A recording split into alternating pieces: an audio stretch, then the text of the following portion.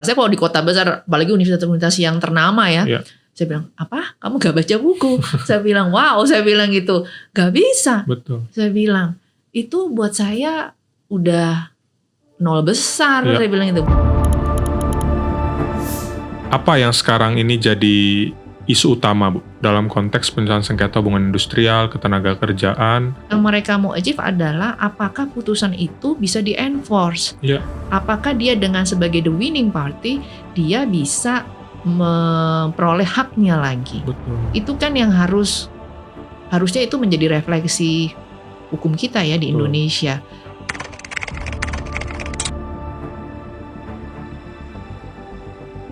Terkait dengan etik dan integriti, gimana Ibu sejak awal melihat dua hal ini, etik and integrity dalam konteks profesi lawyer, dan gimana Ibu membiasakannya dalam keseharian sebagai seorang lawyer? Saya encourage banget nih untuk para orang tua, tetap anak-anak itu harus punya literasi yang baik. Ya memang itu PR. Iya.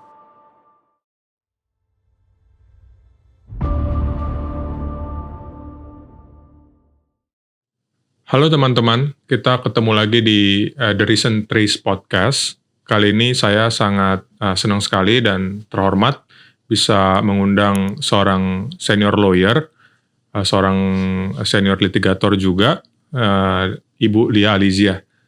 Terima kasih Bu Lia untuk waktunya. Sama-sama Pak Richard, saya terhormat juga diundang di sini ya. Udah kenal Pak Richard udah berapa tahun kita, mungkin udah lebih dari 5 tahun ya Pak Richard ya. Ya senang nih kalau diajak untuk diskusi berbagi mengenai hukum ya Pak. Iya.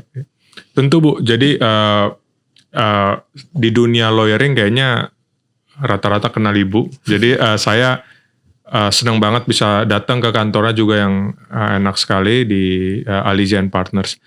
Bu, kita mau diskusi terkait dengan pertama, saya itu pengen tahu kenapa Ibu kemudian setelah lulus kuliah waktu itu kemudian memilih lawyering dan kemudian sekarang sekian puluh tahun tetap setia di dunia lawyering dan menjadi senior lawyer sekarang ini, Bu.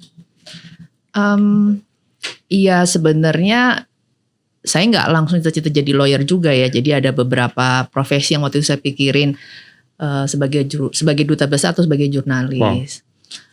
Intinya sih saya senang sesuatu yang berhubungan dengan manusia juga. Walaupun sebenarnya saya bukan ekstrovert juga ya, introvert gitu. Tapi saya senang mempelajari sisi manusia sebenarnya. Jadi saya juga senang nulis, saya senang baca. Jadi saya senang sedikit yang agak analisa. Dan saya senang sebenarnya juga saya senang lihat jurnalisme duta besar itu bisa pergi ke luar negeri. Waktu itu simple itu, luar negeri gratis, bisa kemana-mana ketemu orang dari berbagai macam latar belakang. Lalu ya akhirnya ibu saya mengatakan, kamu yakin mau jadi di dua profesi, tapi kamu hidupnya agak suka pindah-pindah tuh, dia bilang. Coba pikir yang lain, dia bilang gimana kok lawyer, kayak gitu. Saya pikir oh ya menarik juga. Terus kan saya memang berapa kali lihat beliau lah ya sebagai lawyer. Akhirnya saya putuskan lah, saya sekolah sarjana hukum. Terus saya mulai berpikir saya jadi lawyer aja. Karena saya lihat lawyer ini menariknya itu balik lagi. Kita kan nggak bicara soal textbook aja ya, tapi ada sisi manusia di situ. Jadi itu yang membuat saya merasa bahwa bagaimana ini teori, lalu di situ ada kan kita belajar sosiologi hukum, belajar filsafat hukum, terus lalu belajar logika juga. Lalu di satu sisi juga ada ilmu-ilmu hukum yang ya pengantar ilmu hukum lah, hukum dagang dan sebagainya. Nah itu gimana itu dikoneksikan menjadi sesuatu yang bisa kita pelajari dan itu bisa implementasi ke kehidupan kita sehari-hari. Jadi ya sesederhana itu sih. Nah pada akhirnya ternyata pada saat jadi lawyer itu beneran terjadi gitu. Cuman mungkin karena banyak klien saya yang korporasi ya lebih ke korporasi. Tapi intinya korporasi isinya apa sih? Manusia juga kan, organisasi. Terus sampai sekarang ya saya tetap mempertahankan jadi lawyer karena buat saya itu juga profesi yang independen. Saya bisa mengemukakan opini saya secara profesional dan sesuai dengan teorinya, prakteknya bagaimana dengan pengalaman saya. Jadi ada hal yang saya sharing ke orang-orang. Kebetulan memang selain jadi lawyer juga saya senang untuk berbagi ilmu lah ya. Jadi saya juga ya alhamdulillahnya beruntung juga saya diminta untuk menjadi pembicara, sehingga saya bisa berbagi. Kayak sekarang nih, saya cukup apresiasi Pak Richard dan tim mengundang saya untuk bisa berbagi, karena saya juga senang sebenarnya dengar pengalaman. Nggak cuma saya senang sharing juga ya, tapi sebenarnya dengan sharing itu saya juga mendengarkan orang juga sebenarnya. Jadi pengalaman itu kan nggak cuma datang dari buku ya. Saya juga datang dari klien, saya datang dari kolega, datang dari lingkungan kita semua, bahkan orang-orang yang bekerja dengan saya, misalnya menti-menti saya dulu, sampai sekarang loh, dan bekerja dengan saya juga, itu banyak sekali loh hal-hal yang bisa saya pelajari dan saya kembangkan, tidak hanya sebagai diri saya sebagai lawyer, tapi sebagai pribadi saya, yang profesional sih itu, Pak Richard. Kan lawyer juga kan ini Bu, jadi waktu itu mungkin kan dengan zaman Ibu lulus, kemudian tadi ada ada sebagai sarjana hukum kan kita memungkinkan untuk menjadi, bahkan kita mau lamar diplomat masih bisa. Kita lamar jurnalis bisa. Kita legal di perusahaan besar juga bisa sebagai lawyer. Kemudian waktu lulus gitu kan, masih ada godaan nggak untuk pindah tadi sebagai diplomat dan sebagai jurnalis instead of sebagai lawyer? Waktu itu yang tergoda malah saya tetap pengen jadi jurnalis tuh. Kalau jadi duta besar saya lihat, wah ini birokrasi. Nah saya memang jiwanya juga nggak di situ, jadi saya pikir saya nggak cocok nih kalau jadi birokrat kayaknya dengan jiwa saya yang saya mau lebih to the point gitu kan, lebih straightforward. Jadi ya udah itu, jadi saya tinggalkan. Kalau jadi jurnalis itu menariknya itu bisa apa ya, itu balik lagi melihat sisi yang lain gitu ya. Terus udah gitu saya bisa melihat masyarakat secara lebih langsung kan. Jadi itu teman ya itu. Balik lagi kan itu berpindah-pindah ya, berpindah-pindah. Jadi ibu saya mungkin khawatir. Jadi dia bilang udahlah kalau pindah-pindah, udah jadi lawyer. Kalau lawyer kan nanti kamu juga bisa kok pergi gitu. Mungkin maksudnya adalah lebih baik saya belajar dulu lah di lingkungan sekitar saya kan, nggak usah jauh-jauh dulu. Terus ya mungkin kalau orang tua kan lebih baik kamu mapan dulu kan, lebih ke situ ya. Jadi ya udah akhirnya saya pikir oh ya sama aja kok. Maksud saya pada akhirnya saya juga bisa ketemu banyak orang dengan berbagai latar belakang, dan ya menarik karena analisa itu yang membuat saya tertantang untuk menguji selalu logika saya. Setuju. Jadi setiap ada kasus itu kan menarik ya, walaupun sama, tetapi dia selalu punya keunikan. Keunikan entah dari kasusnya atau keunikan dari si kliennya sendiri, atau misalnya dengan korporasinya. Nah keunikan-keunikan ini yang membuat saya merasa saya tiap hari selalu belajar. Jadi harusnya, idealnya, lawyer itu bahkan sampai seumur saya, itu gak boleh berhenti belajar. Dan ilmu hukum itu udah berdiri sendiri loh. Iya kan? Jadi makanya kita belajar sosiologi hukum, kita belajar pengantar ekonomi, makroekonomi. Memang nggak bisa berdiri sendiri. Jadi saya melihat lawyer-lawyer itu tetap harus belajar dalam arti begini. Mungkin nggak perlu jadi ahli, tapi secara framework itu kita harus paham.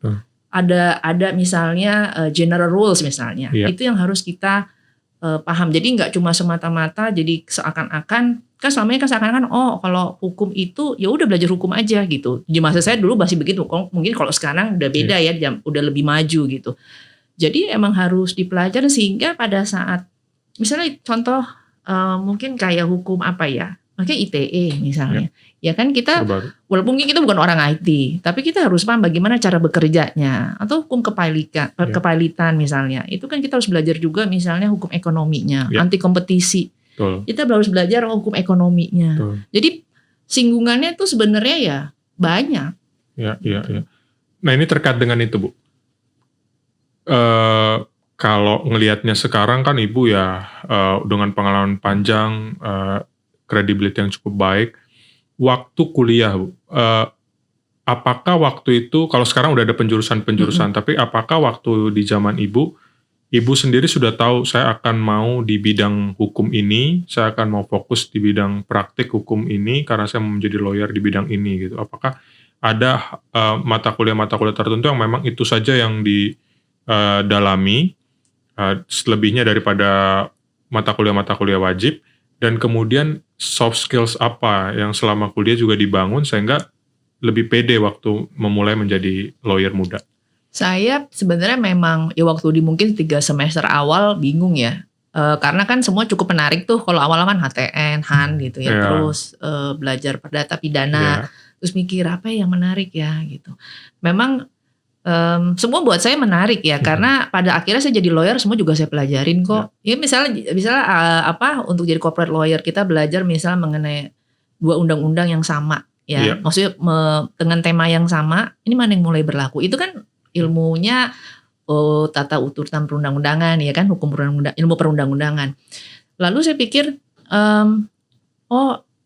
mungkin karena pengaruh juga dulu kan kalau masih muda kita pengaruh juga profil dosennya ya. Betul. Jadi itu saya lihat ada waktu itu hukum, akhirnya saya melihat hukum perdata waktu itu bisnis kan. Ini menarik nih karena kompleks juga ya. Betul. Gitu kan. Bukan berarti yang lain gak kompleks ya, cuma waktu itu saya melihat ini menarik nih. Akhirnya saya berpikir untuk ambil hukum, waktu itu kalau di kampus saya tuh hanya bilangnya hukum bisnis tuh perdata gitu. Jadi saya ambil itu.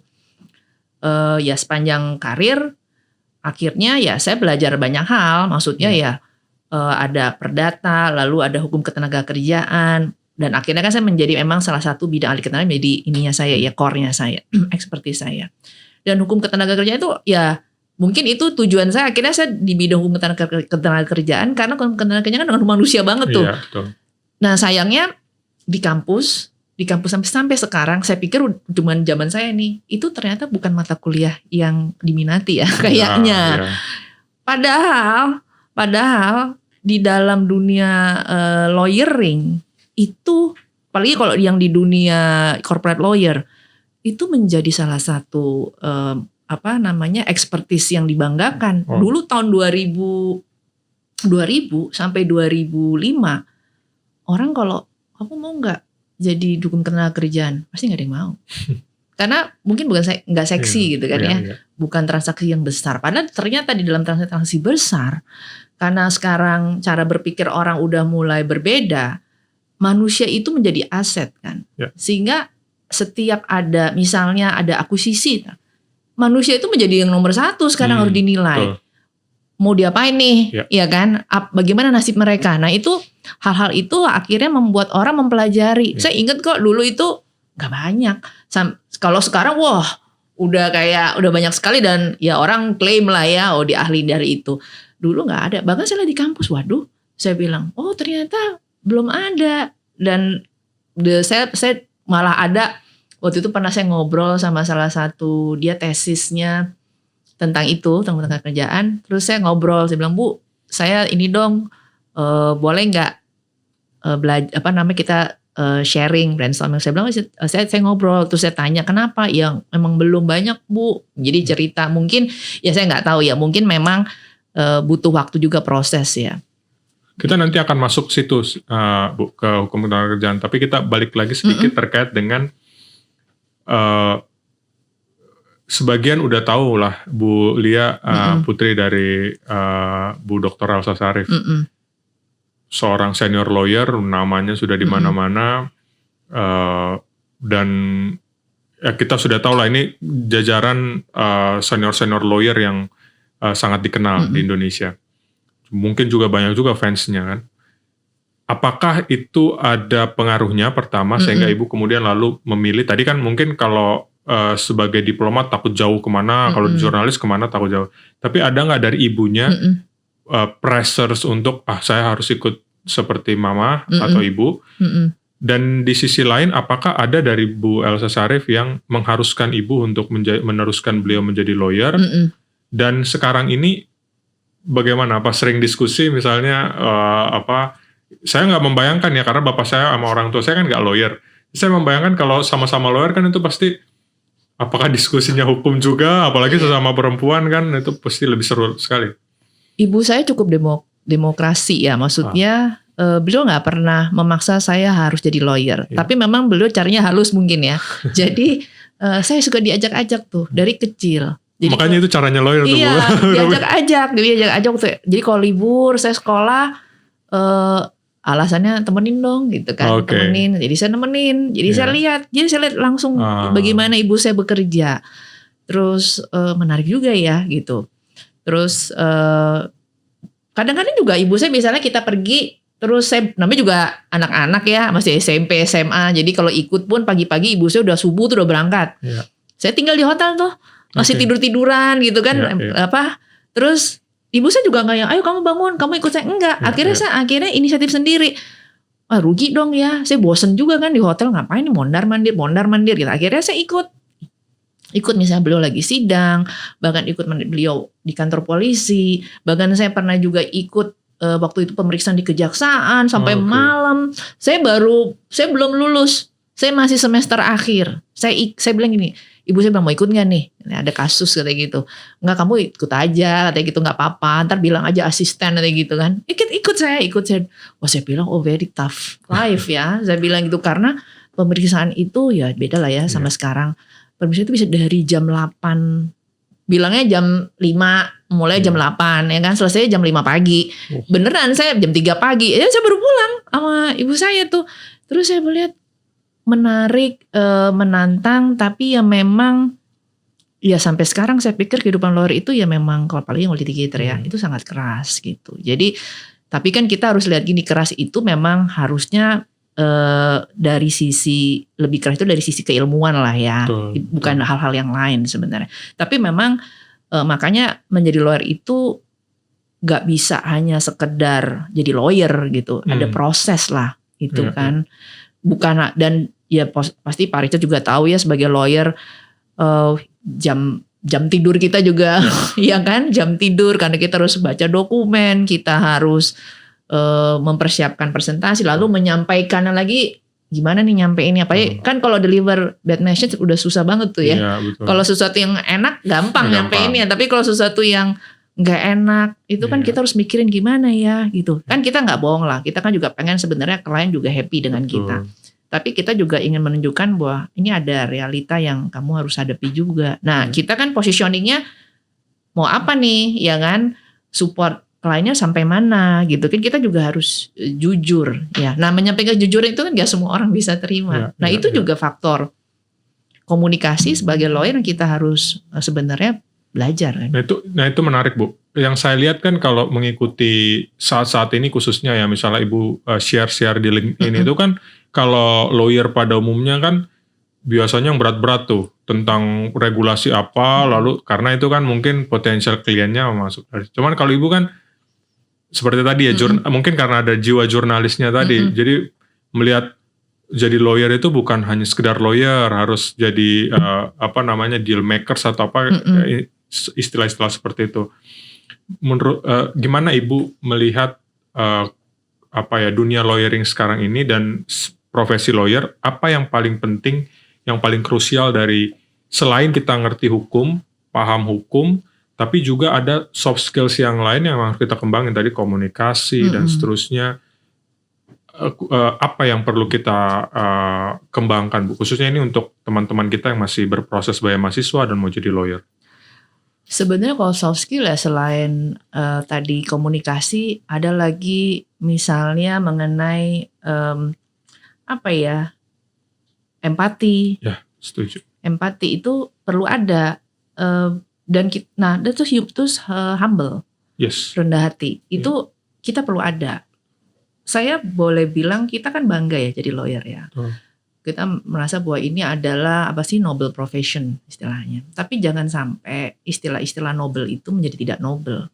Karena kita karena kita nggak mau belajar. Atau kita nggak mau reflektif ya, introspeksi diri kita. Yang bahaya itu kan adalah pada saat kita nggak tahu kalau kita nggak tahu. Nah, terus akhirnya kita nggak bisa terima feedback. Kita nggak bisa melihat sisi perspektif yang berbeda dari orang lain. Sehingga setiap perbedaan itu dianggap menjadi suatu bukan tantangan, tetapi menjadi istilahnya ancaman. Padahal harusnya dilihat itu sebagai tantangan. Bagaimana kan setiap krisis itu pasti ada opportunity, pasti ada pembelajaran. Nah ini yang itu hikmah-hikmah itu ya kita harus terbuka, open minded. Jadi stay ground kan istilahnya sekarang kan, stay open minded itu benar.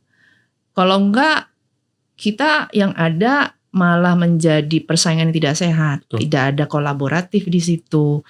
Padahal kita nggak bisa juga sendirian Iya. gitu kan. Jadi kalau saya sih lebih senang belajar dari orang-orang yang memang punya value yang bagus, orang-orang yang tetap berpikir kritis. Buat saya itu, dan saya nggak masalah dengan masalah junior senior, Ya. karena misalnya bisa belajar dari Pak Richard misalnya.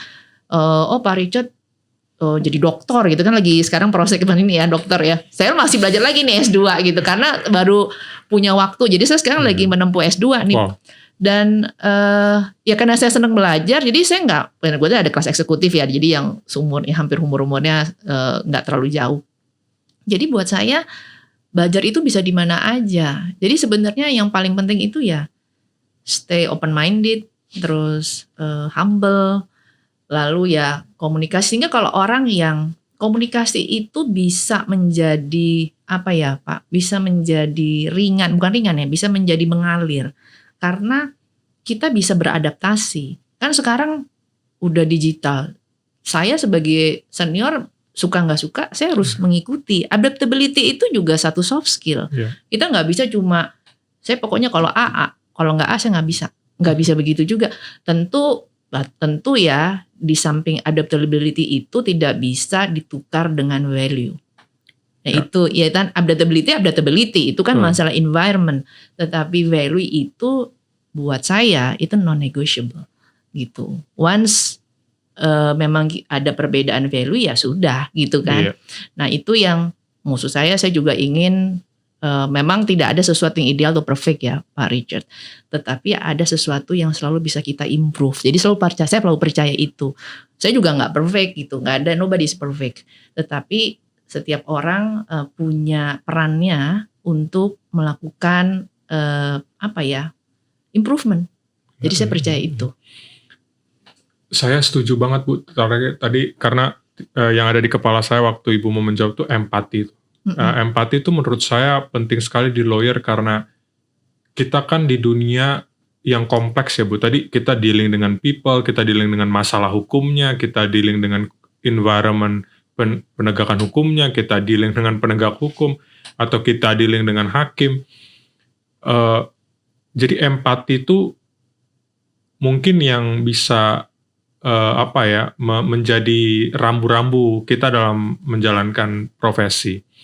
Tadi Ibu juga mention terkait dengan etik, integrity dan seterusnya. Nah ini kan sekarang kompleks ya Bu ya. Ibu tadi kita diskusi juga udah malah lebih panjang sedikit sebelum podcast ini terkait dengan etik dan integrity yang kalau saya yakinnya itu dibangun atau diolah pelan-pelan sejalan dengan kita ngebangun credibility kita sebagai lawyer. Gimana Ibu sejak awal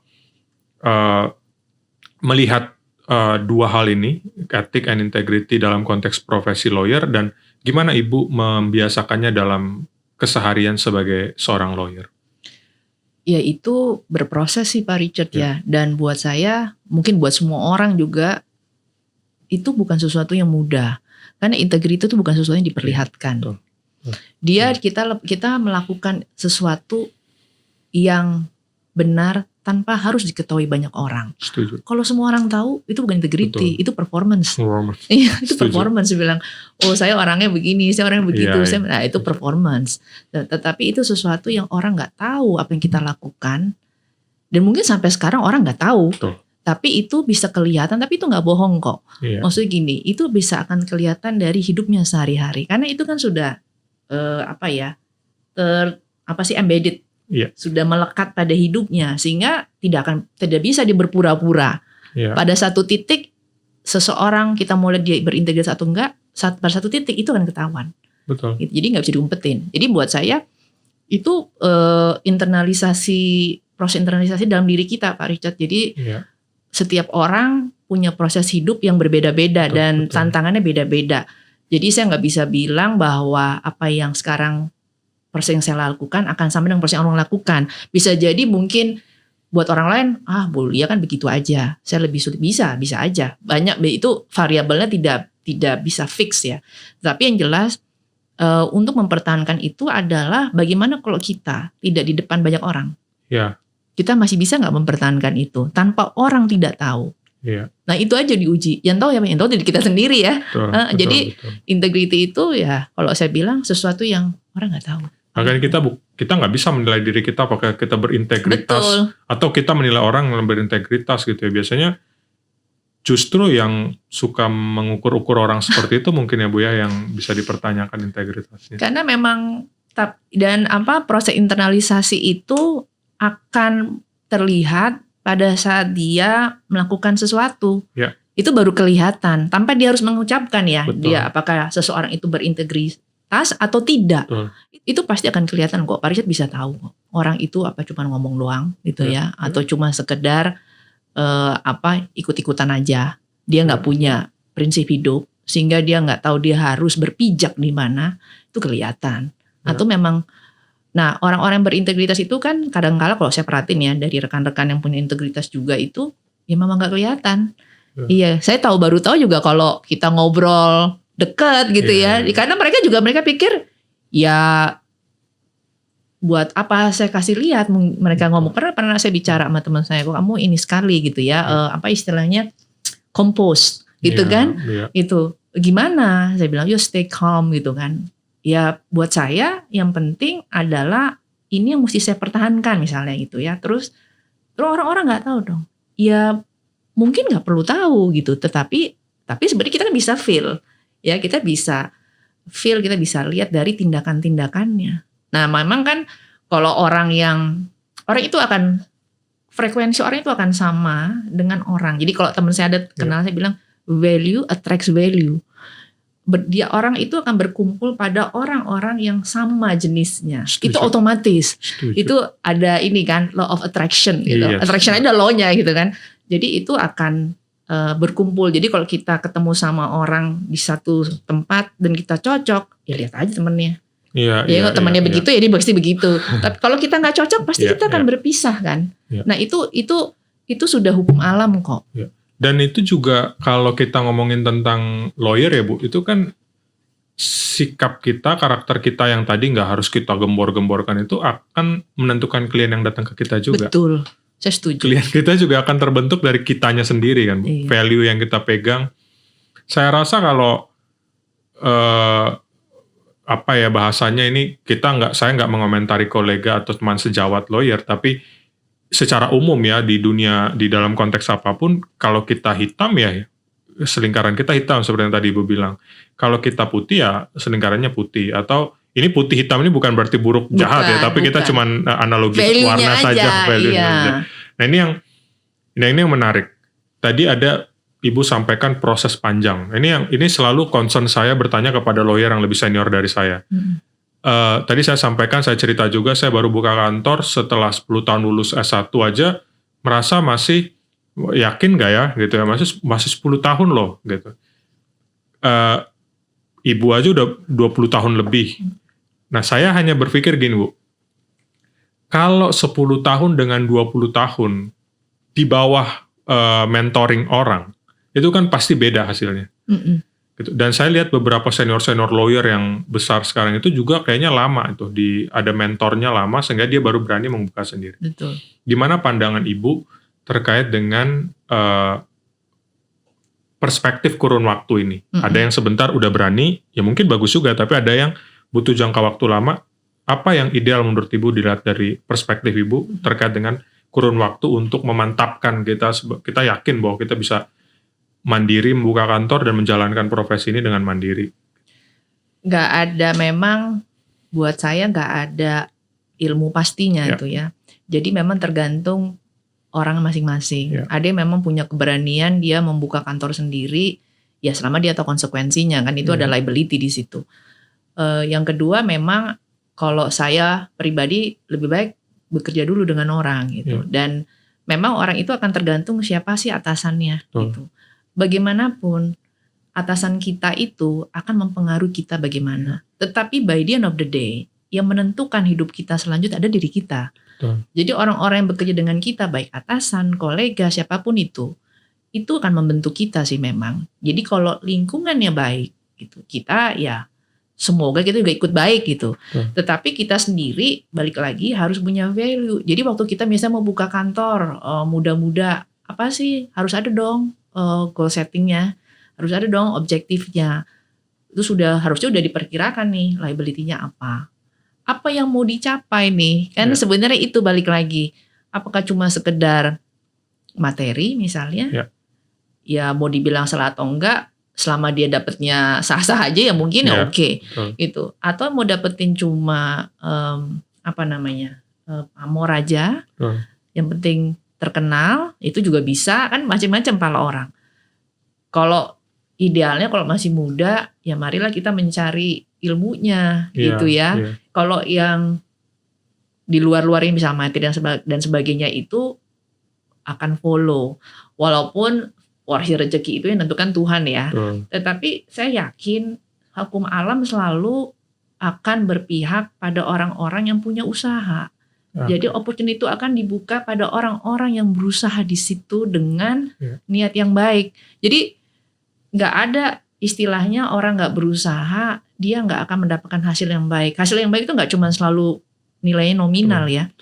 Karena pelajaran itu kadangkala bentuknya mungkin nggak ada nominalnya, tetapi sesuatu experience yang belum tentu didapat oleh orang banyak, orang biasa. Saya beruntung bekerja dengan lingkungan yang sangat kondusif, yang terbuka mengenai knowledge, lalu yang sangat supporting untuk saling berbagi.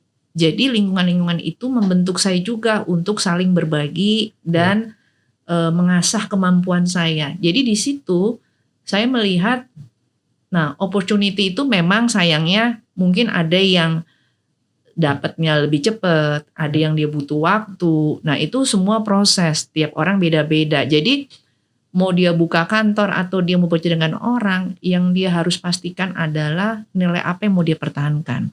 Kedua, objektifnya apa yang dia cari. Ketiga, pada akhirnya apa yang mau dia raih. Iya kan? Karena kalau udah value, apa yang mau dicari, akhirnya apa yang mau dia dapat. Nah itu 3. Dan orang yang bekerja, yang maksudnya belum buka kantor di tempat lain aja juga, belum tentu juga dia sebaiknya sudah ke kantor gitu. Bisa jadi dia juga mau kerja di satu tempat, ya karena saya mungkin semata-mata materi aja. Mungkin memang ada kebutuhan atau mungkin dia emang pengen materi juga. Jadi kita setiap orang akan punya perspektif yang berbeda, tujuan yang berbeda. Atau dia bekerja sama orang, karena saya suka sama si partner ini, jadi saya mau bekerja di situ. Intinya apa? Ya saya mau belajar aja di situ. Habis itu saya mau pindah, mau buka kantor, bisa banyak yang kayak begitu. Jadi ya nggak ada sesuatu yang pasti alasannya apa. Tapi kalau saya boleh share ya itu 3 itu. Value yang mau dibawa apa, objektifnya apa yang mau dalam proses itu apa objektifnya, yang terakhir adalah apa yang mau diraih, ya kan? Apa yang mau karena kalau kita ya memang refleksi diri itu nggak bisa instan sih Pak Richard. Itu berproses dan itu nah makanya saya selalu bilang orang-orang yang muda itu bertemulah dengan orang-orang yang bisa memberikan value yang bagus. Karena kita hidup di lingkungan kan. Jadi saya selalu pesan kalau sama yang muda-muda, kalau kamu kerja yang fokus, saya bilang. Kedua, cari tempat pergaulanmu yang bisa membuatmu maju. Entah siapapun itu, saya bilang, entah yang muda, yang senior, karena senior juga bisa membuat kita jadi lebih buruk loh, gitu kan. Jadi hati-hati juga. Nah, makanya saya bilang itu aja pesan saya bilang. Karena masih umur, saya juga pernah muda ya, kita kan bisa kebawa kemana-mana. Jadi, dan satu lagi, kita sendiri harus punya prinsip. Karena misal pun di lingkungan yang mungkin tidak terlalu menunjang kita, selama kita berprinsip, ya kita tetap bisa hidup lah. Setuju Bu. Kita geser sedikit Bu terkait dengan kemampuan mengasah diri sebagai seorang lawyer. Saya tuh termasuk suka sekali membaca. Saya mencoba membuat perpustakaan pribadi sendiri di rumah, mulai dari kuliah. Dan saya merasa membaca itu menjadi amat penting sebagai seorang sarjana hukum, Bu. Apapun profesinya menurut saya. Karena menurut saya tugasnya lawyer itu kan 2 hal. Membaca ya menulis, kita menulis dokumen, tapi membaca dulu dokumen yang lain. Membaca legal opinion pihak lain atau dokumen pihak lain, kita menuliskan punya kita. intinya soal literasi. Gimana Ibu melihat pentingnya membaca ini, dan juga mungkin sekalian bagaimana Ibu membiasakan diri dalam membangun budaya membaca, lalu kemudian itu berdampak pada profesi Ibu sebagai lawyer. Iya, saya setuju Pak Richard. Membaca itu nomor satu di dunia hukum. Sejak kita kuliah, saya nggak bisa tuh, maksudnya melihat bahwa seorang mahasiswa itu nggak bawa buku. Dulu saya ingat dosen saya tuh bilang gini, saya lupa kalau nggak salah HTN, dia nanya bukunya mana. Dulu kan mahasiswa tuh suka cuma satu buku gitu ya. Terus bukunya mana? Terus undang-undang. Jadi kalau di zaman saya kan masih printed ya, belum yang soft copy gitu, belum digital.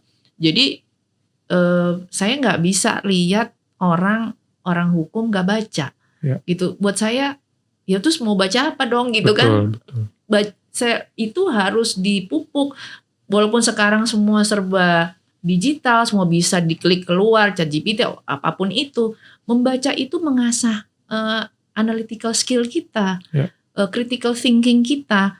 Lalu membaca itu juga ada empati loh di situ, karena kita bisa lihat sisi penulis, entah itu buku yang fiksi atau non fiksi, sama itu. Kita bisa melihat gaya bahasa, kita bisa melihat peran yang dia ambil sebagai penulis dan peran-peran yang dia bagi di dalam orang-orang di dalam buku itu. Jadi itu membuat kita melihat perspektif yang berbeda. Makanya banyak orang yang mungkin sekolahnya biasa aja, tapi karena bacaannya luar biasa, jadi luar biasa pemikirannya. Dan membaca itu juga skill. Makanya kan ada reading skill gitu ya. Dulu saya sampai belajar gimana cara belajar skimming untuk membaca cepat, itu kan ada skillnya sampai berapa hari gitu kan ikut trainingnya. Saya lihat membaca itu nomor satu gitu. Jadi saya nggak bisa nawar gitu. Kalau bilang bisa nggak? Karena kita baca cuma separuh, nggak bisa baca perjanjian. Ya kalau sekarang misalnya mungkin di tahapnya Pak Richard bisa baca 10 halaman hanya dalam setengah jam, itu kan proses ya. Di awal-awal kita baru lulus, pasti kita kalau baca bahkan nggak usah 10, baca 2 halaman kita bolak-balik kan. Ini apa sih gitu. Apalagi kalau bahasa Inggris kan, bukan bahasa ibu kita. Jadi membaca itu memang proses yang harus diasah dari sejak dia mulai masuk kuliah. Jadi kalau dia bilang dia nggak suka baca, salah kali. Bahkan nggak usah ngomongin hukum ya, Pak. Itu sebenarnya membaca itu adalah very basic untuk setiap orang hidup. Lu kalau kita jalan mau naik transportasi umum, kan kita itu tulisan semua isinya. Orang baca. Orang kan memang baca melelahkan, tapi kalau udah bisa terbiasa juga menyenangkan kok. Dan membaca itu kan Bu, apalagi kita dalam buku atau dokumen hukum itu kan analytical thinking skills-nya itu penting sekali. Untuk kita ngelihat dari premis ini mayor ke premis minor, kesimpulannya apa. Itu kan logika paling sederhana. Dan kayaknya kerjaan lawyer kan sebenarnya harus secepat itu. Yang tadi Ibu juga sampaikan, ya kita bisa menuliskan legal opinion dalam 2 paragraf, tapi orang lalu ngerti. Itu kan juga proses panjang kita punya membangun analytical dan critical thinking menurut saya. Nah ini sejalan dengan ini Bu, fakta bahwa di Indonesia saja kemampuan literasi kita kan declining terus, jadi turun terus, apalagi minat membaca. Soal minat membaca kita bisa berdebat, karena kalau kita sekarang disurvei ke daerah, anak-anak daerah SMP, SMA itu ditanya, kamu suka baca nggak? Ya mungkin mereka bilang nggak suka baca karena bukunya nggak ada. Iya betul. Bukan karena mereka nggak mau baca, tapi fasilitasnya tidak ada. Yang makin miris adalah menurut saya, kalau konteks adalah mahasiswa hukum di kota besar. Oke, mungkin ada beberapa yang kesulitan membeli buku, tapi mereka punya akses kepada perpustakaan. Tapi instead ke perpustakaan, mereka lebih merasa bahwa dengan melihat pembahasan TikTok dan Instagram yang sangat singkat, meskipun itu juga edukatif, tapi dia harusnya bisa mencari verifikasinya lebih lanjut. Nah itu kan sekarang sangat sulit. Apakah itu juga Ibu temukan di dalam misalnya associate sekarang atau pas lagi rekrutmen? Kalau saya sering tuh Bu, kalau langsung nggak ngerti lewat gitu kan, mau dari mana juga universitasnya kira-kira. Iya, itu juga bagian salah satu poin penting sih pada saat saya rekrut lawyer. Saya mau lihat pada saat dia menyampaikan suatu opini pendapat dasarnya apa. Ya. Gak bisa kita memberikan satu pendapat itu harus ada dasarnya. Betul. Gak bisa cuman karena Betul. saya lihat advice-nya si Anu atau kakak senior saya bilang Iya. itu si abang, si mbak, si kak mengatain ini. Loh, saya bilang oke, kamu Iya. diskusi boleh, saya Boleh. bilang. Tetapi kamu sendiri pendapatnya apa gitu. Kan kalau saya ya waktu saya misalnya coaching misalnya atau mentoring. Iya. Kita nggak belajar, saya belum belajar benar salah dulu tuh.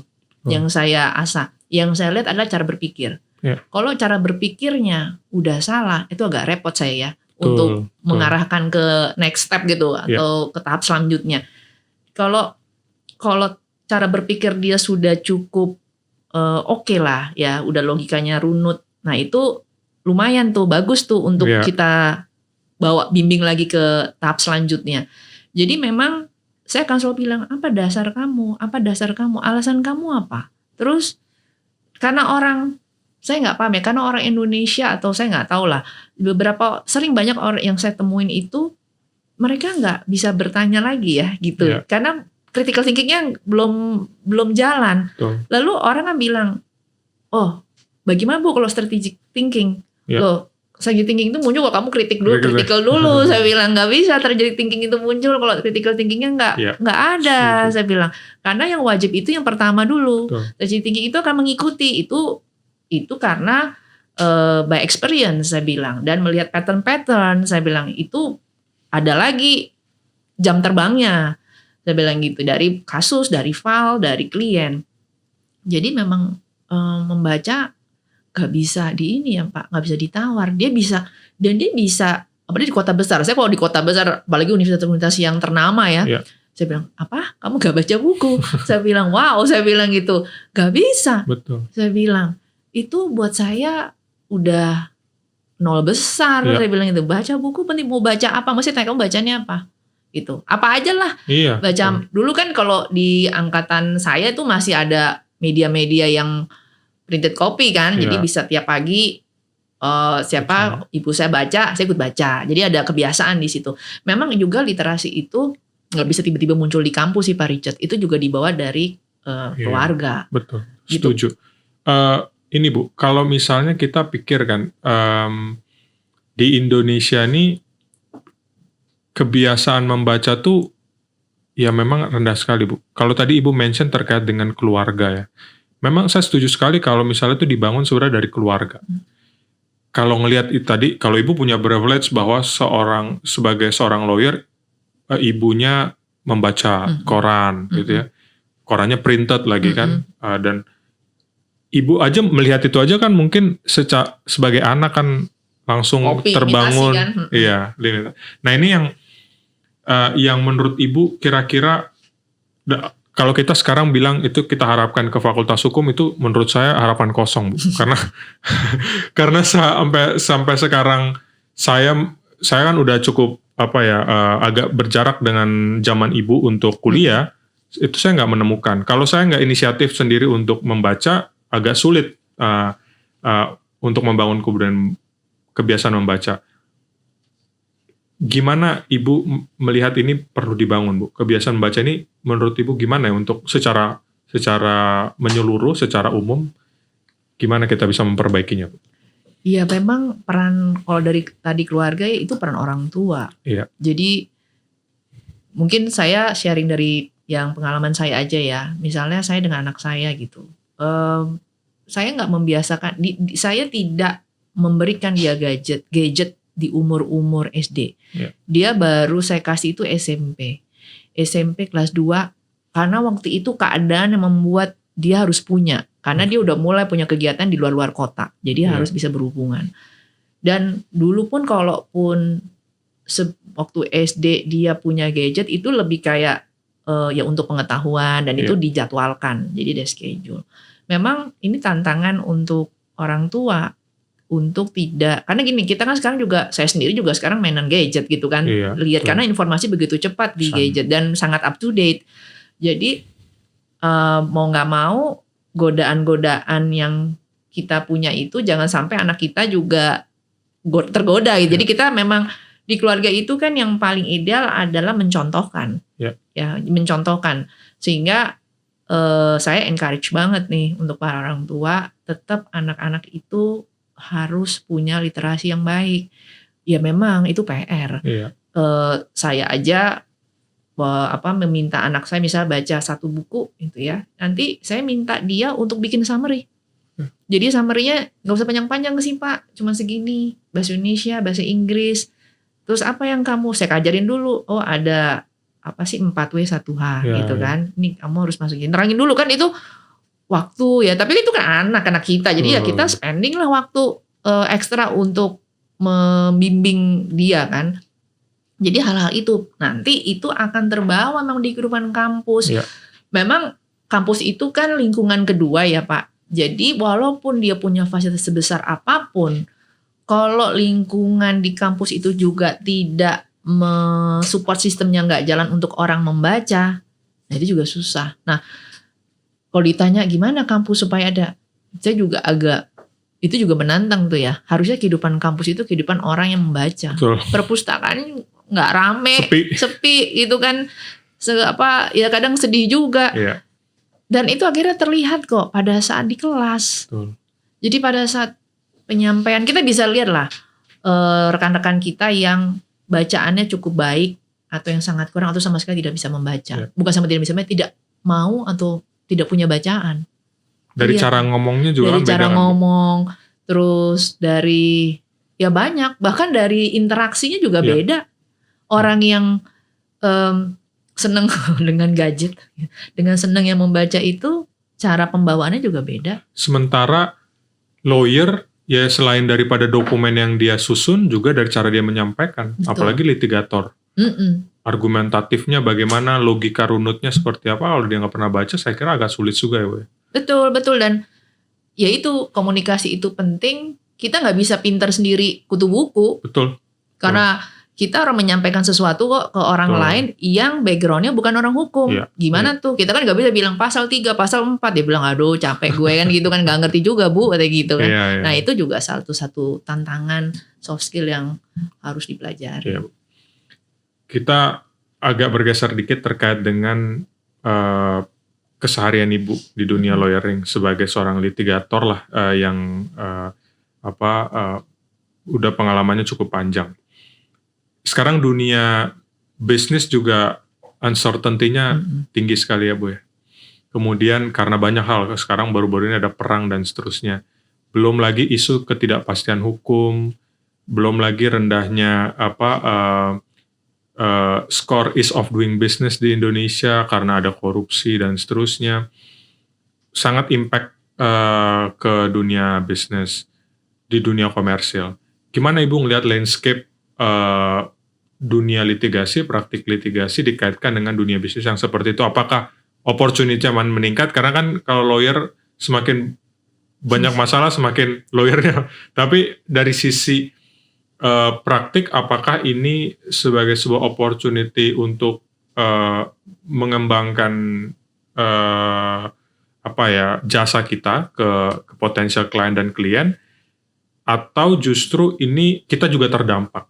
Ibu sebagai managing partner di Alligian Partners ini justru makin terdampak juga gara-gara bisnis yang terdampak. Iya ini sejak COVID ya sebenarnya kan udah uncertainty itu udah segala rupa deh ya sampai sekarang. Iya. Pasti dalam setiap ketidakpastian itu ada opportunity. Iya. Memang kalau kita bicara litigasi bisa itu membawa satu kerjaan, tapi tergantung si bisnis dari klien itu sendiri. Jadi ada juga yang klien memilih litigasi, ada yang malah nggak mau. Iya. Lebih baik settlement aja. Karena apa? Dia mau bisnisnya tetap jalan. Karena bagaimanapun litigasi itu kan sebisa mungkin tuh last resort ya. Iya. Saya sebagai litigator sendiri, saya juga akan jujur memberikan opsi-opsi kok. Jadi nggak harus mari kita berperang terus gitu.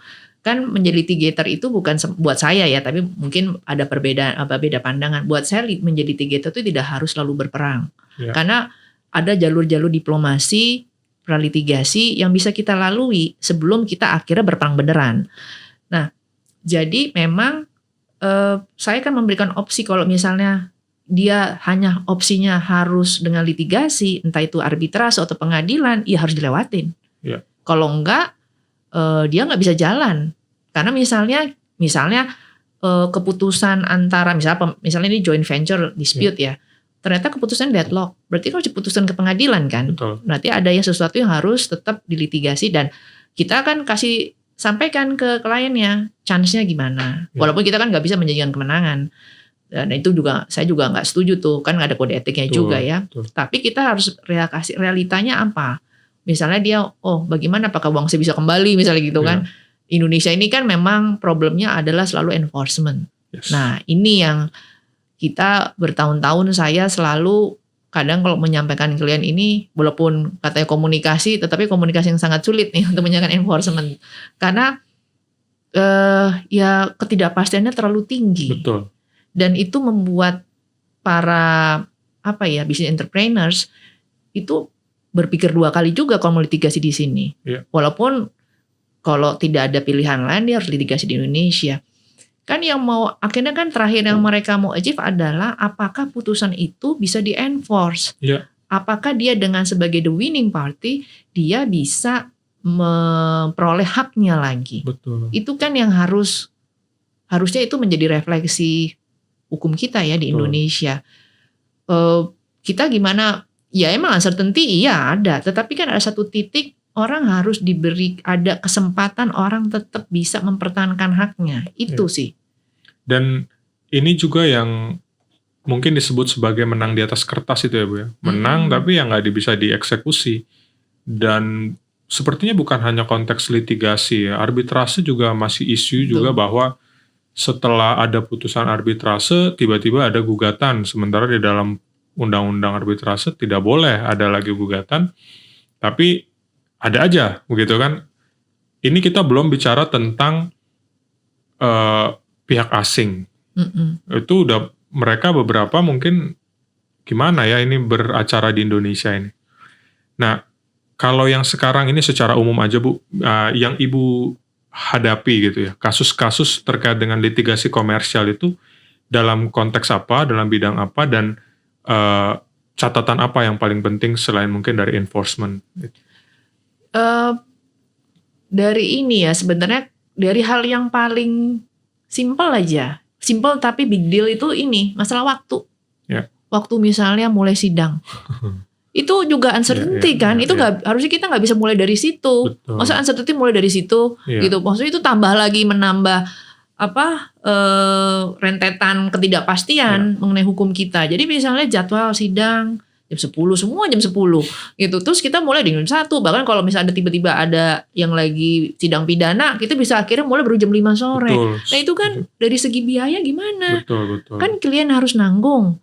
Nggak fair dong. Iya. Terus kita dari segi lawyer juga bukan kita happy loh. Iya, kita betul. juga merasa gimana sih gitu, malu juga ya sebenarnya sebagai orang Indonesia. Jadi harusnya ini dibenahi dulu dari hal yang kecil ini dulu deh. Iya. Nah baru setelah itu ya kita mulailah itu proses. Mungkin itu harus paralel ya. Jadi mulai substansi, terus ya mungkin dengan edukasi. Edukasi itu edukasi lawyernya, edukasi kliennya, edukasi juga aparatnya. Jadi orang para birokrat inilah yang akan melaksanakan si undang-undang ini. Ini kan perlu ya memang koordinasi di Indonesia itu antar lembaga itu selalu menjadi hal-hal yang berulang-ulang selalu terjadi, improvementnya mungkin ada tapi tidak signifikan gitu.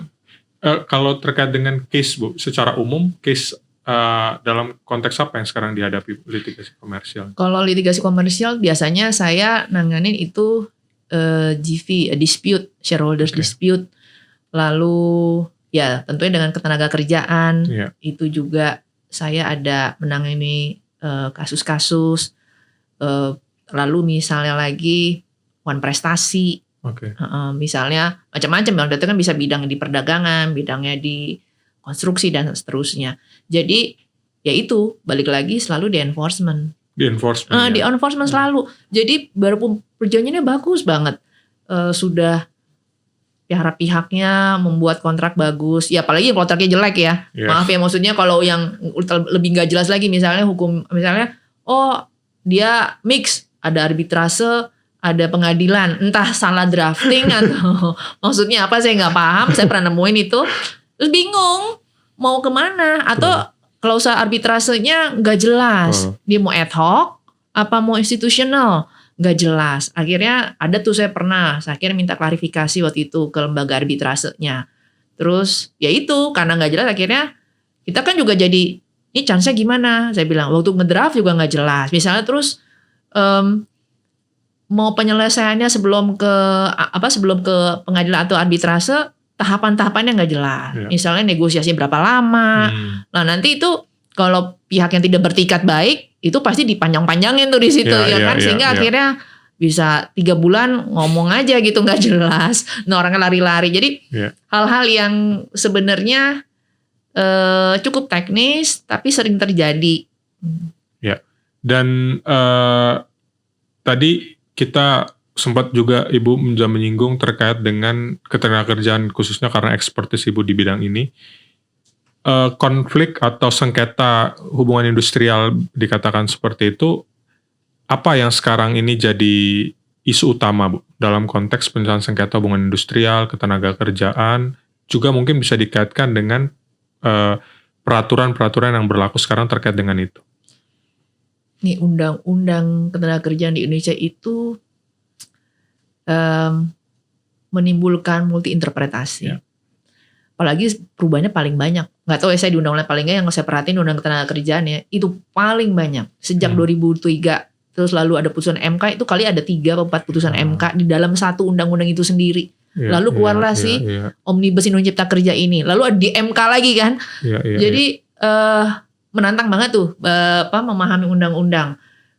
Lalu itu satu undang-undang, belum lagi PP-nya, belum lagi di masa lalu bahkan di Undang-Undang 23 itu keputusan-keputusan Menteri Tenaga Kerja masih berlaku tuh. Jadi dulu bukunya setebel ini. Itu bisa, kita harus membacanya, saya buka undang-undang, saya buka Kepmenakernya, bacanya mesti bersama-sama. Karena mana nih masih berlaku nggak? Itu satu yang tertulis. Belum yang unwritten policy. Ya. Nah itu setiap, karena kalau di sengketa ketenagakerjaan, kan dia harus local manpower office ya. Nah belum lagi policy-policy yang di daerah-daerah. Ini gimana nih membacanya, mereka interpretasinya gimana prakteknya. Jadi itu yang menantang di situ. Undang-undang, makanya kan undang-undangnya tuh di dalamnya tuh udah banyak banget. Dan memang kalau orang bingung wajar. Makanya kalau nggak salah tahun ini kan Oktober ya, mau katanya undang-undangnya mau dibahas. Ada rancang undang-undang. Oke. Bu, kita kalau saya sebenarnya ingin lebih menggali dari lawyer-lawyer senior ini kan pengalaman panjang membangun reputasi ini. Salah satu tantangan katanya the future of lawyering itu adalah teknologi. Kita udah banyak nih Bu dapat isu tentang nanti akan digantikan AI dan seterusnya, bahkan drafting gugatan sekarang pakai ChatGPT jauh lebih cepat daripada associate kita atau kita buat sendiri. Gimana Ibu melihat intervensi teknologi yang sangat masif sekarang ini dan pinter-pinter Bu, ChatGPT AI itu pinter sekali. Kadang-kadang bahkan ada saya tonton di YouTube bilang ya associate saya jadi berkurang karena saya memungkinkan untuk menggunakan machine based learning. Kira-kira Ibu ngelihat ini sebagai tantangan atau sebagai opportunity baru atau justru mengembangkan? Sebenarnya kayak AI itu ya, itu buat saya memfasilitasi pekerja menjadi lebih cepat, tapi tidak menjadi akurat. Akurasi itu tetap di tangan manusia sebenarnya. Jadi mempercepat tuh artinya gimana sih? Jadi kita misalnya waktu menjadi lebih efisien, sehingga otomatis biaya yang dikeluarkan menjadi efisien. Untungnya tentu di klien juga ya. Jadi dari segi waktu kita menjadi lebih efektif sehingga pekerjaan mungkin jadi lebih banyak yang bisa kita ambil. Tapi memang balik lagi namanya hukum itu ilmu sosial, dia nggak bisa lepas dari sentuhan manusia, dari cara berpikir kita. Jadi buat saya, terlepas ada AI, mau AI-nya secanggih apa, tetap aja otak manusia itu yang paling utama. Itu nggak bisa tergantikan. Dan dia kan hanya ngambil data dari kita yang kita masukin kan. Tergantung kita berarti kan. Betul. Artinya kalau kita yang ngaco, dia juga ngaco keluarnya. Nah, tapi kalau kita ini kan kayak sponge kan. Jadi kita kan nangkep dari apa, terus lalu kita otak kita ini sudah dari sananya bisa main koneksi kan. Dengan bahkan kalau datanya aja salah, kita bisa bilang salah gitu kan. Kita bisa memfilter. AI kan terbatas filtering datanya. Saya kan juga kadang make ya. Saya lihat, saya perhatiin, saya bilang tetap nggak bisa kok. Tetap nggak bisa, walaupun katanya bisa buat saya setuju mungkin buat gugatan bisa pakai AI, tetapi terbatas kok. Kita hanya dia bisa membantu kita. Biasanya kita nggak punya teman, ya ajak ngobrol, ya kan? Ya jadi teman ngobrol. Teman ngobrol. Jadi kayak kita bisa misalnya, saya mau ini gitu kan, ngobrol gitu kan. Tapi ngobrolnya diketik, misalnya kan sekarang bisa juga pakai voice ya.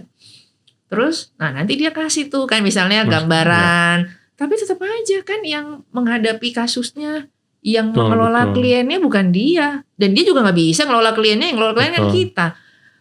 Buat saya hubungan antar manusia itu tetap tidak bisa tergantikan. Ya. Karena hukum juga kan persoalan manusia, Bu ya, seperti Ibu bilang di awal. Iya. Bagaimana mungkin kita bisa melawan argumentasi human dengan mesin saja gitu. Mungkin bisa membantu, setuju sekali, tapi itu gak bisa menjawab apa-apa gitu. Dan ini Bu, terkait dengan tadi teknologi, ada intervensi teknologi. Ibu sekarang mengelola suatu kantor hukum, bagus banget kebetulan Bu kantornya. Saya keren banget. Apa tantangannya Bu?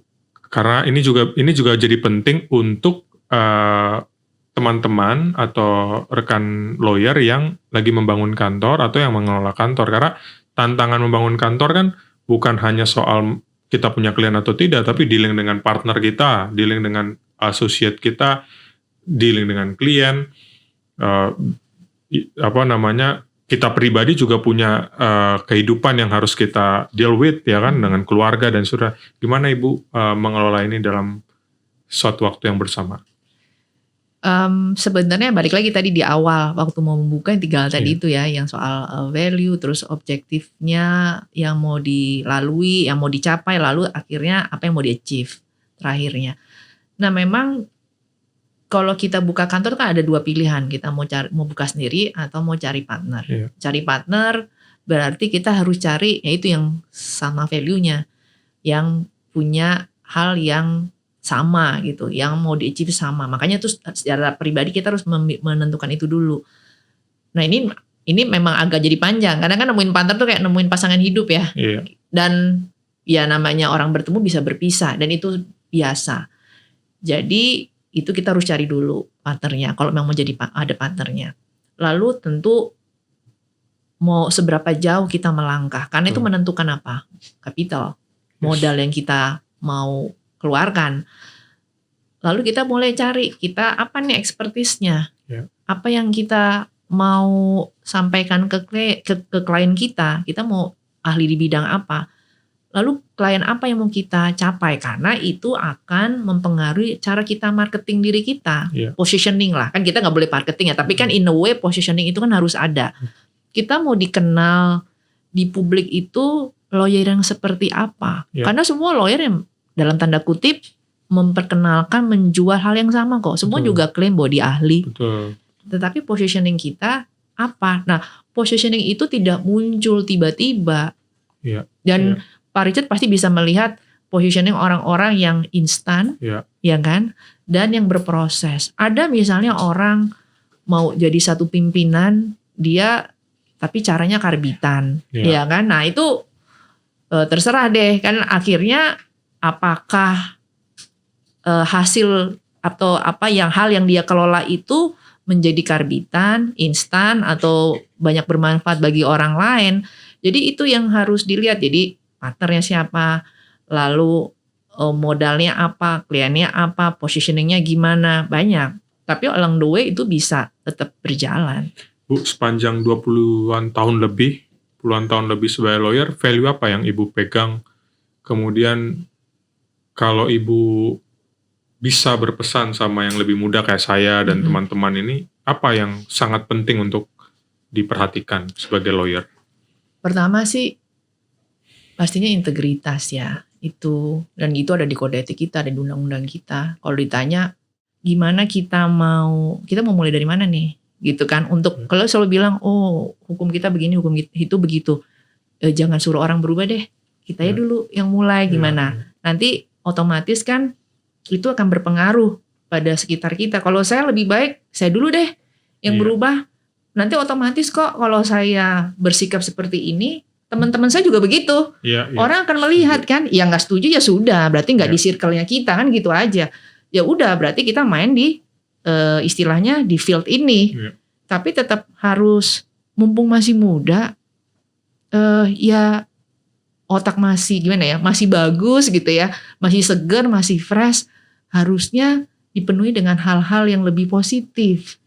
Opportunity itu selalu ada. Jadi tidak perlu khawatir, tidak perlu jadi terus gak bisa tidur gitu ya. Jadi lawyer udah susah tidurnya, jadi jangan sampai gak bisa tidur juga gitu. Terus satu lagi hidup sehat. Hidup sehat itu penting. Kita tuh endurance-nya tinggi sekali kan, harus nggak bisa. Suka nggak suka, klien akan memilih siapa yang endurance-nya tinggi. Jadi saya selalu nih, saya bawel banget kalau dengan lawyer-lawyer yang muda, pokoknya kamu harus olahraga, saya bilang. Terus makan minummu diatur. Terus saya bilang, kenapa saya bilang begitu? Percayalah, saya sudah pernah muda, kamu belum pernah tua. Saya bilang gitu kan. Saya udah pernah muda, saya tahu. Saya bilang. Kayak mobil, kalau kayak mobil deh, mobil kan kelihatan, dia turun mesinnya yang makainya gimana. Saya bilang, percaya kalau pada saat nanti kita umur udah mulai 35, apalagi perempuan, itu mulai ada yang pegel lah, kecetit lah. Padahal kita nggak ngapa-ngapain, duduk aja nih. Nah, pasti ada kan, karena ya penurunan otot lah yang mulai berkurang gitu kan. Jadi saya bilang, kalau kalian bisa istirahat, maka istirahatlah yang benar. Kalau kalian bisa punya kesempatan makan yang baik, minumnya, maka makan dan minumlah yang baik. Saya bilang, kenapa? Gak bohong deh. Itu yang masuk dalam tubuh kita, mempengaruhi cara berpikir, mempengaruhi hati kita, mempengaruhi fisik kita. Saya bilang. Jadi itu. Nah ini Bu, tantangan di dunia yang keras ini lawyer litigator perempuan. Dalam kondisi sebagai perempuan. Ini tantangan utamanya apa? Dan gimana Ibu come up dengan situasinya? Ya, kalau bicara litigator ini memang male dominan ya. Iya, male dominan. Nah, iya tantangannya memang karena budaya juga. Banyak mungkin, tapi kalau di kota besar saya pikir nggak ada mungkin tantangannya sangat kecil. Karena udah pada open minded ya. Jadi kehadiran litigator perempuan itu bisa diterima. Tapi mungkin di beberapa tempat mungkin agak susah. Nah, ini sebenarnya balik lagi edukasi. Ya kan? Inclusivity itu perlu. Jadi semua orang bisa punya peran yang sama. Termasuk sebenarnya nggak cuma di litigator, semua di dalam tataran hidup kita ya, di edukasi. Bahwa semua itu punya hak yang sama, maksudnya equal gitu ya. Dalam arti konteksnya ya meritokrasi. Jadi semua harus dilihat dari performance based, bukan semata-mata karena kamu dekat sama si Anu, karena kamu siapa. Jadi saya juga kalau lihat misal rekrut orang, saya benar-benar mengusahakan untuk saya nggak tahu siapa dia. Karena gini, saya bagi penuh saya manusia, saya bisa aja bias. Dan subjektivitas itu selalu ada. Tapi kan seberapa persen subjektivitas itu mempengaruhi decision making kita, keputusan kita, itu penting. Makanya saya tuh biasanya baru kenal banget tuh setelah 1-2 tahun kerja. Karena apa? Saya ingin, kan gini, kalau orang kan juga punya kebanggaan ya Pak Richard. Kalau dia dipromosikan atau diangkat atau apapun yang sifatnya promosi, dia akan sangat bangga kalau dia bisa posisi karena dirinya. Jadi orang juga bisa lihat kan, misalnya karena kamu misalnya atau siapa kenal si ini, karena kamu deket sama si itu. Saya nggak tahu ya, itu ada kebanggaan nggak di situ? Ya kan harus ada dong pride di situ, ya kan Pak. Jadi saya lihatnya ya sebenarnya balik lagi ke individu, bahwa tetap saja terlepas dia perempuan atau laki-laki, yang dilihat tetap harusnya prestasinya. Good. Good point, Bu. Ini pertanyaan terakhir saya biasanya ke para narasumber. Hal-hal ini kan kita dunianya cukup ya tadi endurance-nya perlu tinggi, kompleksitasnya juga cukup besar. Apa hal-hal sederhana yang hobi atau yang Ibu lakukan untuk releasing stress dan ya lebih tenang, membuat tenang gitu? Saya karena orang yang introvert, jadi saya senang di rumah. Oke. Saya melepas, jadi saya senang olahraga. Ya. Saya senang olahraga, jadi saya cara melepas stres atau relaksasi saya olahraga, saya baca buku, saya dengerin musik, lebih ke situ aja. Atau saya suka, nah diskusi buat saya menyenangkan. Orang pusing ya, buat saya itu relaksasi. Jadi saya punya smaller circle yang memang kita saling ngobrol gitu. Jadi cuma 3-2 orang gitu. Cuma sekedar ngobrol, ketemu, ngobrol, udah selesai gitu. Karena mungkin karena buat beberapa orang ya, kan kadang-kadang pikiran itu harus dikeluarkan supaya dia nggak pusing gitu kan ya Pak. Iya, Jadi betul. saya kan mungkin saya selalu berpikir gitu. Jadi Betul. saya butuh teman diskusi. Hanya sekedar itu. Jadi bahkan saya sama suami saya diskusi, saya sama anak saya diskusi gitu. Walaupun cuma 5 menit, 10 menit gitu. Terus saya nanti baca buku. Jadi saya traveling, saya pergi. Saya biasanya traveling sama keluarga saya, pergi. Nah kebetulan kita bukan orang yang senang tinggal di kota. Jadi kita selalu pergi ya ke alam. Walaupun sekarang anak saya udah kuliah ya. Jadi dia kadang-kadang senang ke kota juga ya, saya ikut lah. Tapi seringkali setelah kita dari kota, kita akan cari tempat yang sifatnya lebih jauh dari keramaian. Karena ya itu relaksasi kita di situ. Kita bisa lebih intimate. Nah, jadi lebih ke situ sih kalau saya. Lebih ke arah lingkungan gitu ya. Lingkungan. Jadi kan kita nih kan jadi lawyer kan deadline, ya kan selalu dikejar-kejar gitu. Ya walaupun jadi lawyer nggak bisa juga kehilangan wifi. Betul. Jadi saya kalau saya pergi ke satu tempat yang lebih menyepi, saya akan tanya wifi-nya gimana. Jadi ya nggak 100% juga tiba-tiba saya hilang, karena bagaimanapun namanya kalau litigator kan selalu ada sesuatu yang immediate action ya, urgent gitu ya, ada itu selalu pasti. Jadi tapi menjadi lingkungannya lebih ini aja. Paling nggak melambat sedikit. Ya benar. Untuk recharge gitu ya. Dan pulang bisa membawa ide baru. Ya. Bu Alizia, terima kasih. Diskusinya saya juga dapat banyak ilmu juga dan makin pede paling nggak pulang dari sini untuk continue my firm. Dan terima kasih juga untuk waktu. Semoga Ibu sehat selalu. Sama-sama. Sukses juga untuk kantornya, Bu. Sukses juga Pak Richard ya. Terima kasih. Terima kasih teman-teman. Itulah diskusi saya dengan Lia Alizia, Principal di Alizia & Partners Law Office di Jakarta. Kita ketemu di episode selanjutnya. Bye-bye.